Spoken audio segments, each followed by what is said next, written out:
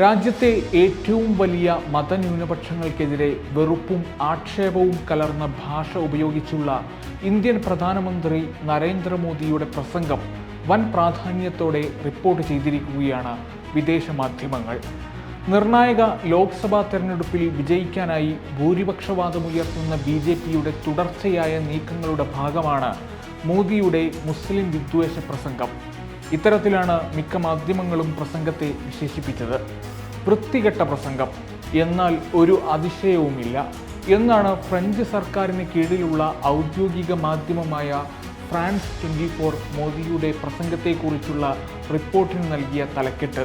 കഴിഞ്ഞ ഒരു ദശാബ്ദത്തിലേറെയായി ഇന്ത്യയിൽ നടന്നുവരുന്ന തെരഞ്ഞെടുപ്പുകളിൽ മോദിയുടെ പ്രസംഗം ശ്രദ്ധിക്കുന്ന ആർക്കും ഇപ്പോഴത്തെ പ്രസംഗത്തിൽ അതിശയം തോന്നില്ല.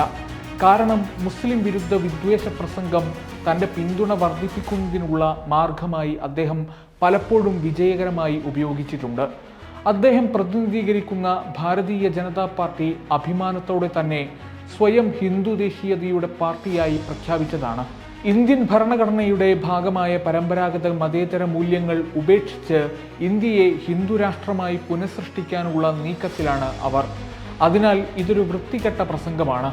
കഴിഞ്ഞ 10 വർഷമായി കേന്ദ്രത്തിൽ അദ്ദേഹം നടത്തിവന്ന പ്രചാരണങ്ങളുടെ ബാക്കി തന്നെയാണിതെന്നും പത്രം പറയുന്നുണ്ട്.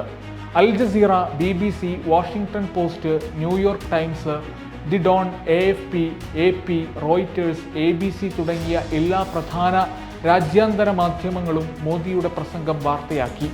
മോദി ഭരണത്തിൽ ജനാധിപത്യത്തിൽ നിന്ന് ഇന്ത്യ അകലുന്നുവെന്ന് മാധ്യമങ്ങൾ ചൂണ്ടിക്കാട്ടി.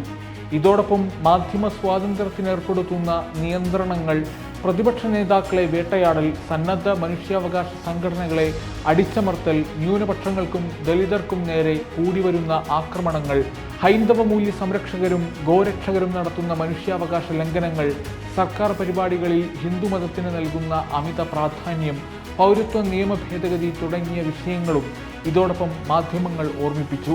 ഇന്ത്യൻ പ്രധാനമന്ത്രി തെരഞ്ഞെടുപ്പ് റാലിയിൽ പഴയ മുസ്ലിം വിരുദ്ധ വിഷയങ്ങളിലേക്ക് തിരിഞ്ഞത് ഇനിയുള്ള പ്രചാരണ ശൈലിയിലെ മാറ്റങ്ങളെ സൂചിപ്പിക്കുന്നതാണെന്ന് അൽ ജസീറ റിപ്പോർട്ട് ചെയ്തു.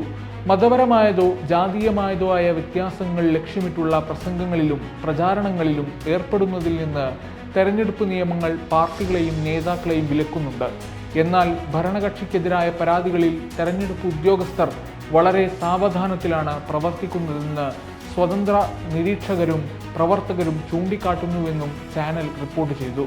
മോദി ഭരണത്തിന് കീഴിൽ മുസ്ലിങ്ങൾക്കെതിരായ ആൾക്കൂട്ട കൊലപാതകം, പള്ളികൾക്ക് തീയിടൽ, അവരുടെ വീടുകൾ ബുൾഡോസർ ഉപയോഗിച്ച് ഇടിച്ചു നിരപ്പാക്കൽ എന്നിങ്ങനെയുള്ള വിദ്വേഷ കുറ്റകൃത്യങ്ങളും നടക്കുന്നതായി വാഷിംഗ്ടൺ പോസ്റ്റ് റിപ്പോർട്ടിലുണ്ട്.